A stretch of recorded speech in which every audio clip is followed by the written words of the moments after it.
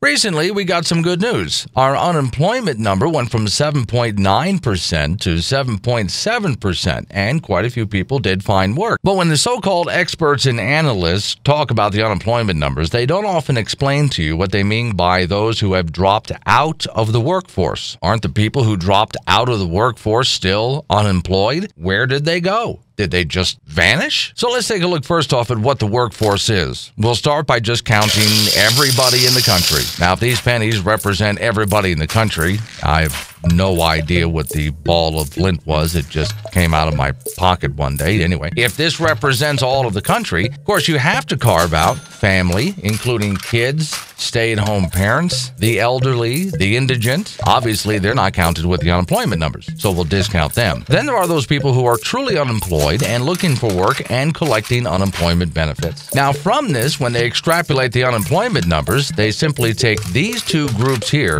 and they tell you which percentage is employed and which percentage is unemployed. But what about those people who are no longer in the workforce? Where did they go? Well, they went a couple of different places. You see, if you quit looking for work for more than a couple of months, the government simply just does not count you in the unemployment numbers.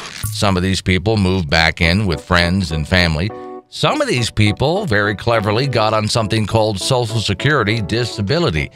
This number is higher than ever before, and they are just simply not counted in the numbers. So while this group here, we'll call them the producers, are producing what is the economy, these groups are living off of the producers. The group we call the producers is ever shrinking. Those people who are living off of the producers continues to grow. So what if we were to take these people and put them back in with the unemployed and count them?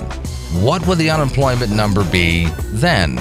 Now, oftentimes I hear people say, well, but look, these people are still collecting a check even if it is from the government. Well, the money goes through the government. The check actually comes from the producers. Let's add to that an ever-increasing class of government bureaucrats being hired up to do nothing more than sit around in offices and push pencils and file paperwork. They don't produce anything, yet they are taking from the producers as well to pay for their high-salary bureaucratic jobs. But doesn't that help the economy? I mean, come on, they are spending money. Yes, but they aren't producing anything. You see, the economy is not money. The economy is stuff. The economy is what we produce. Money is just the tool of exchange for the economy.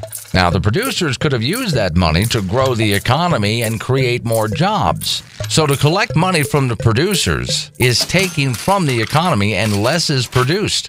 There's less money to spend on production, and there are actually less people producing. And so the economy gets weaker and shrinks. This is unsustainable, especially when we reach the tipping point that there are more people collecting from the producers than there are people producing.